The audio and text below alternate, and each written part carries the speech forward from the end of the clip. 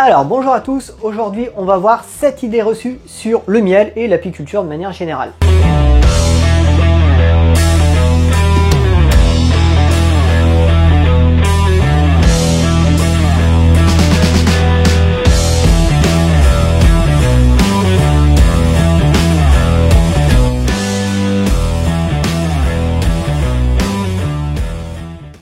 Alors, première idée reçue, c'est le fait que l'apiculteur vole le miel des abeilles. Alors je vous le dis, c'est une idée reçue, parce que déjà, l'abeille, de manière générale, dans la nature, c'est un insecte qui est amasseur.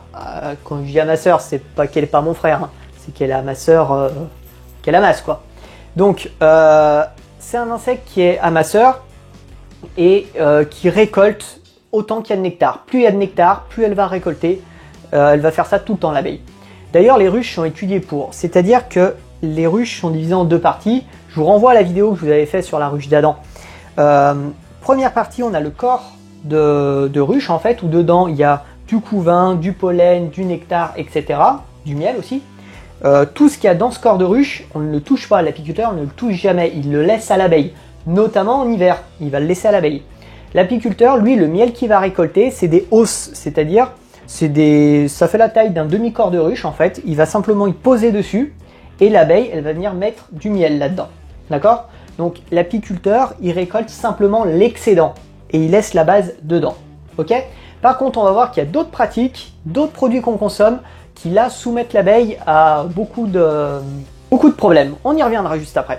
Alors, deuxième chose.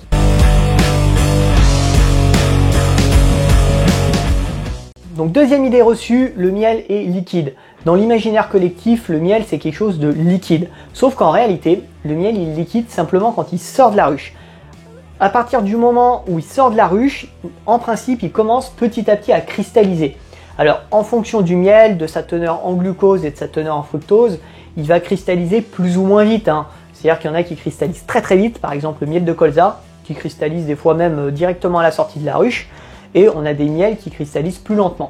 Il faut savoir qu'en France, il n'y a qu'un seul miel qui ne cristallise pas, c'est le miel d'acacia. Le miel d'acacia pur, il cristallise quasiment jamais, voire même pas du tout. Mais c'est le seul.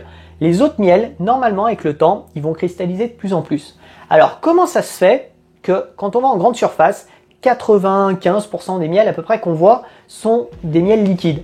Simplement parce que les industriels, ce qu'ils vont faire, ils vont chauffer le miel. Et le fait de chauffer le miel, ça va faire disparaître les cristaux primaires et ça va faire que le miel en fait il va pas cristalliser. L'inconvénient de faire ça, c'est qu'on perd toutes les vertus du miel.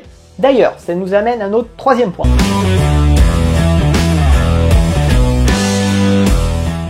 Donc le troisième point, c'est le miel que beaucoup de gens mélangent à leur thé ou à leur tisane. On a tendance à mettre une cuillère de miel dans le thé, dans la tisane, en se disant que c'est bon à la santé, mais là on a le même problème, on chauffe notre miel, on va le mettre dans une tisane qui est par exemple à 90-95 degrés, donc du coup on va le chauffer, on va perdre toutes ses vertus.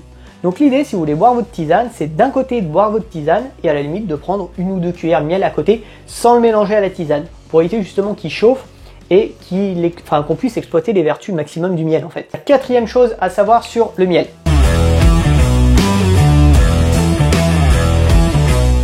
Quatrième chose à savoir sur le miel. Donc le miel ne périme pas. C'est vrai et c'est faux. En fait, il y a les deux. Ce qu'il faut voir, le miel il périme pas dans le sens où il devient jamais impropre à la consommation. Vous pouvez consommer un miel qui a 3-4 ans, vous n'allez pas faire d'intoxication. L'inconvénient du miel, c'est que au bout de 2 ans, il perd quasiment toutes ses vertus, notamment les vertus antiseptiques, etc. Donc c'est pour ça que le miel, faut essayer de le consommer, pas le plus rapidement possible, mais dans les 2 ans. Parce qu'au bout de 2 ans, il perd énormément de vertus. Et si vous consommez un miel qui a 5-6 ans, vous n'allez pas en mourir. Par contre, ça va être simplement un amas de cristaux et de sucre. Ça va être simplement ça, sans aucune vertu. Cinquième chose à savoir.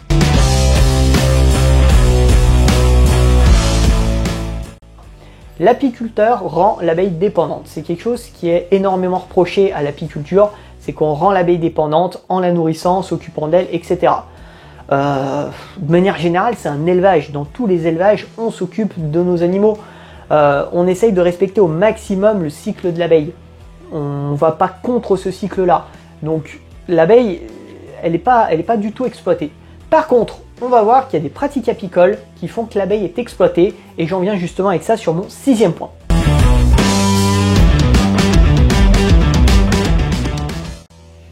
Mon sixième point, on va parler du lait d'amande. Beaucoup de gens, aujourd'hui, on consomme de plus en plus de lait d'amande. Alors, c'est lié au fait déjà que les intolérances au lactose augmentent, donc ça, je trouve ça normal.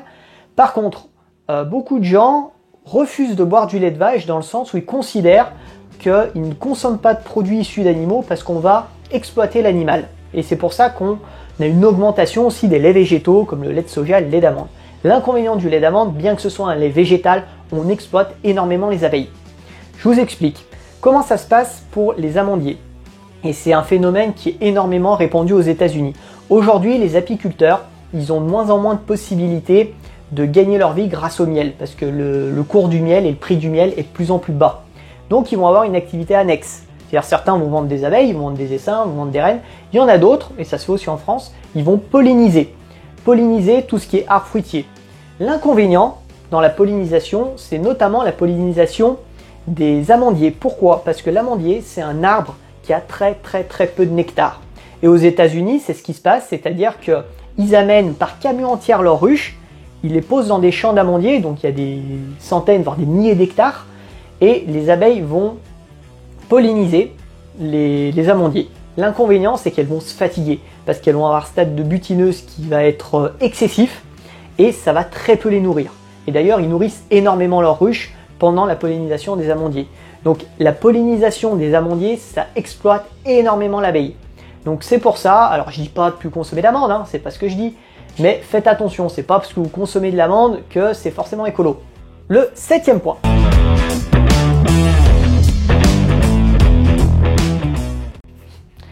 Le septième point.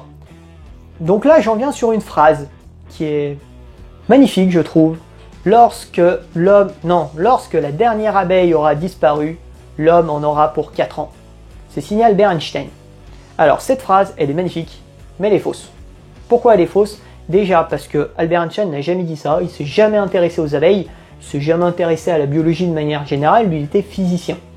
Deuxièmement, elle est fausse parce qu'en fait elle n'a aucune teneur scientifique. Scientifiquement, ça n'a jamais été prouvé. Bon après, je trouve ça bien dommage quand même.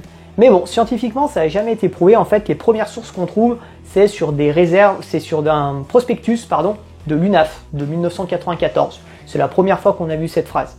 Bon, c'est vrai qu'après, si ça peut aider les gens à être plus sensibles aux abeilles et à l'écologie de manière générale, pourquoi pas. En tout cas, si cette vidéo vous a plu, mettez un pouce en l'air, n'oubliez pas de vous abonner, d'appuyer sur la cloche, et puis à bientôt!